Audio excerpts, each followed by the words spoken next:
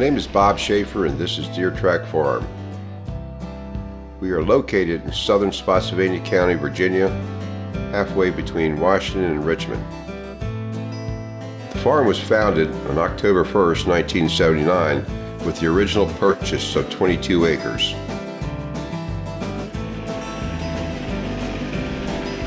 This video is the Deer Track Farm story, what we are today and how we got here.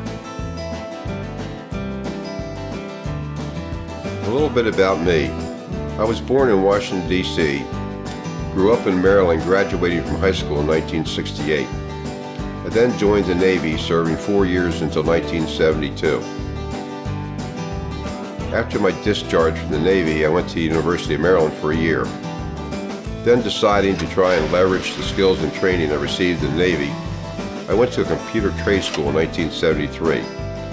I then hired on with a computer services company and worked 38 years in the industry, retiring in 2012 as a director for corporate program management. I had no plans to be in agriculture. I had little or no exposure to agriculture other than the family gardens and visits to horse farms or horseback riding. One of the major influences in my life was my grandfather. He lived close by, and I would spend a lot of time visiting and talking with him. He was from Western Pennsylvania, and during the Depression, he moved his family to Washington, D.C.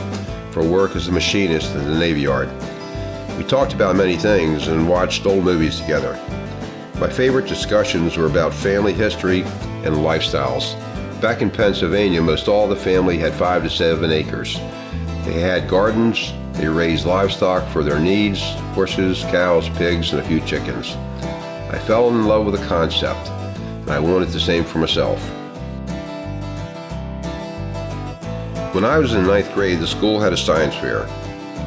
My project was called the Old Homestead, a bygone era. On a 3x4 piece of plywood, I built a bungalow home and landscaped it to my grandfather's stories, with outbuildings for a horse, a cow, a pig, and chickens. I won grand prize at my school, and I received an honorable mention at the State Science Fair at the University of Maryland. I was hooked on the lifestyle. In 1979, we purchased the original 22 acres, and the primary intent was to be a homestead. Over the course of years, we've added additional acreage and are up to 136 acres today.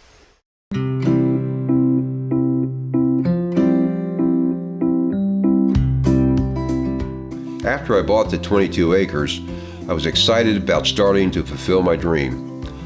It was 6/10 of a mile off the state road, and the last 250 yards was wooded on both sides. There was even a huge mud hole guarding the entrance. Once I got there, I had 5 acres of hardwood, 14 acres of pine trees, 3 acres that wasn't wooded, but was covered in brush, briars, and a 1-acre beaver pond. The good news was it had an old barn, a horse stall, and a 10x12 building with a basement. After getting into the land and clearing an area to function in, I started to fix up what became known as the little house to stay in. We had folding cots, chairs, and tables. After a few months, my father came to check out my purchase. I could see in his eyes he thought I was nuts. It was another year before he came back. When he did and saw the progress I had made, I couldn't get rid of him. Now, in the little house, 9x12, I had a wife, 2 young children, myself, and my father.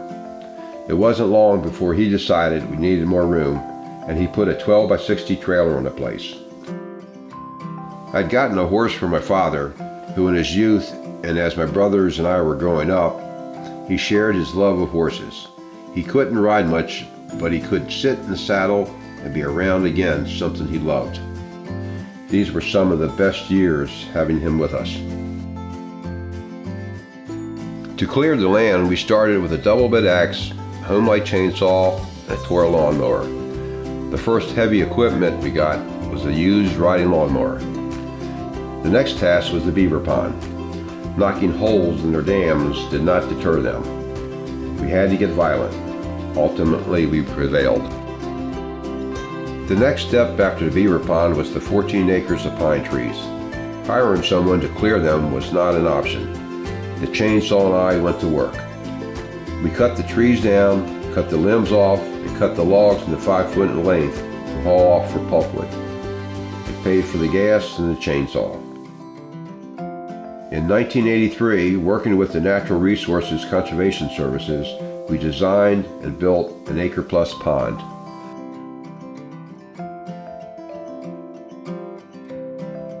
For the 12 years from 1979 to 1991, the vision was still primarily building the homestead. The 5 acres of hardwood were untouched. The pines were all cleared and put into grass. The property was fenced. The pond was fully established and the fishing was good. A neighbor, Charles and Diana Carroll, were always supportive and helped the city slicker transition to the rural life. About 30 years ago, Bob moved down here on the farm, and he was cleaning the back 40 back there and loading and unloading pulpwood, and his old tractor messed up, and I was a mechanic at the time, and I helped him out fixing it and got him back on the road. And then we got into the beef end of it. He bought Black Angus, and we fenced together, we farmed together, we hayed together. We've done pretty much all of it. Pulled each other out when we got hung up. Well, I think the biggest thing with Charles, somebody told Bob that he could fix what he broke. And we wound up having, he became close friends. And yeah, I helped him out a lot. He helped him out a lot. We still joke about that. You still help him out every now and then. Yeah. Charles by trade was a mechanic. I would come down from Maryland on the weekends and usually break something, and he would fix it over the week so that I could start the cycle over again the next weekend. He would always check on me and help guide me through projects. He was and still is a mentor to me. If I was working on a fence, he would stop and take a look and say, "Those posts are a bit crooked." If I was clearing trees, he would say, "Why did you leave that tree?" My answer was always, "Because it's a nice tree." He would say, "It will be in the way someday." Turns out, most all the time, he was right.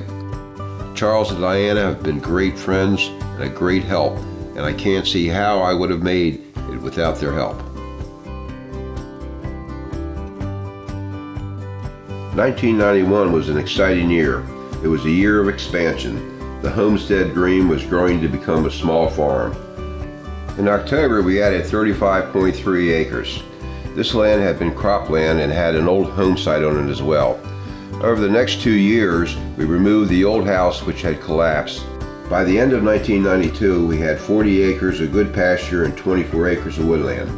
We had also completed a cattle handling area with pens, scales, and a head chute.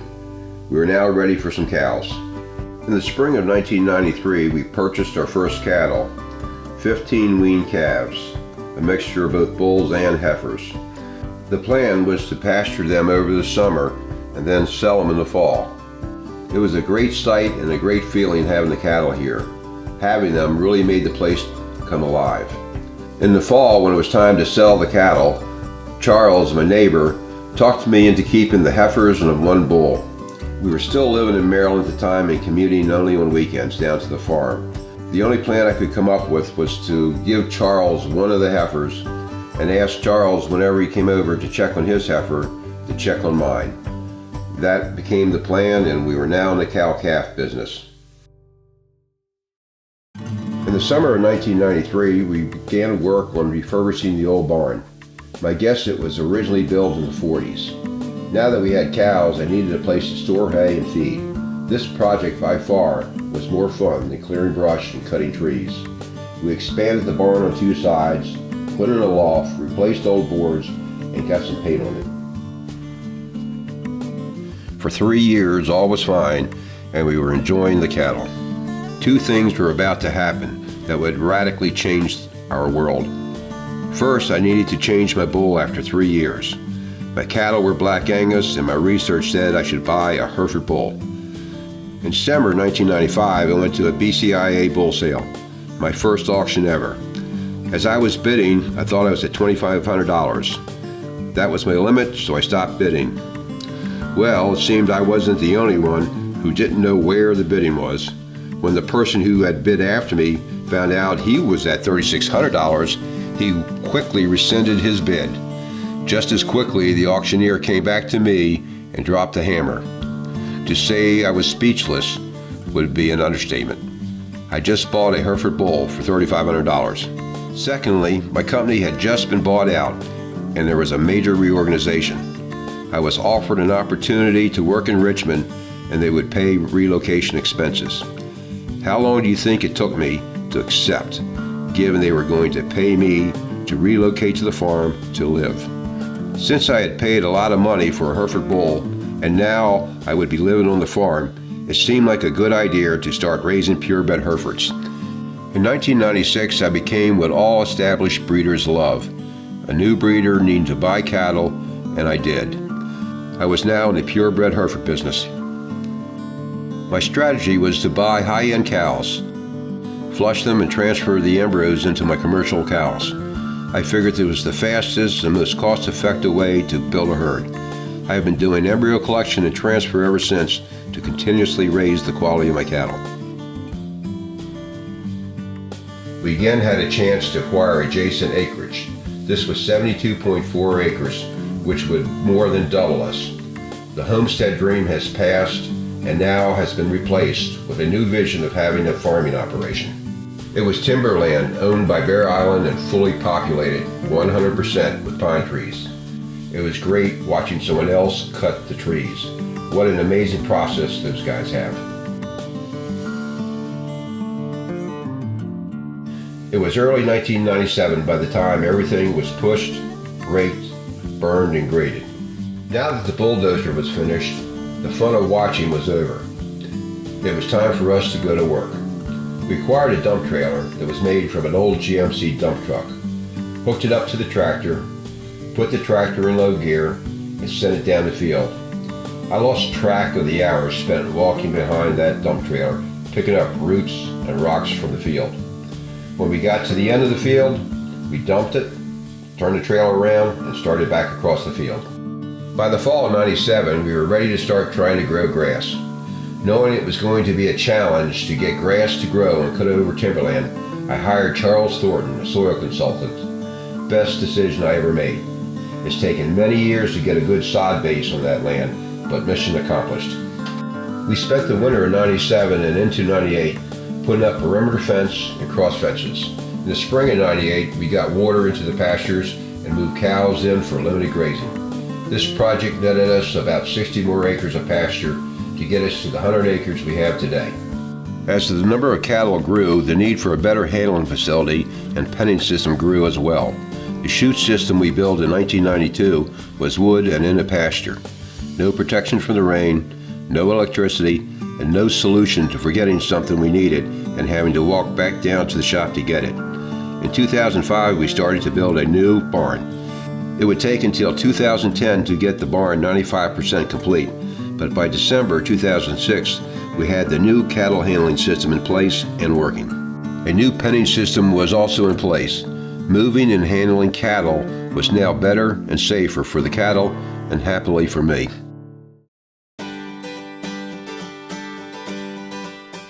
Ever since we were introduced to the Natural Resources Conservation Service, NRCS, in 1983, when we built the pond, we have made conservation a part of our farming operation.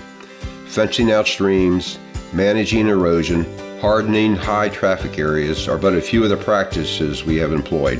In 1994, and again in 2013, we have been recognized by the Commonwealth of Virginia's Department of Conservation and Recreation for our conservation practices to water quality and earned the Clean Water Farm Award.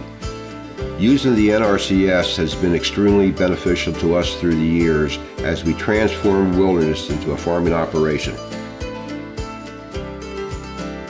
In 2011, we put Deer Track Farm into a conservation easement.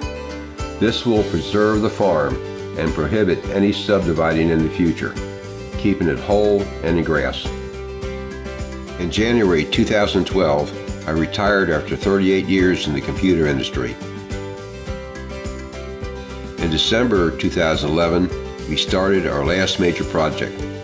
The new barn we had built had 2,200 square feet of open space in the loft. We decided to build a living space in it. In April, we finished and moved in. Very comfortable and a great place to keep an eye on the cattle.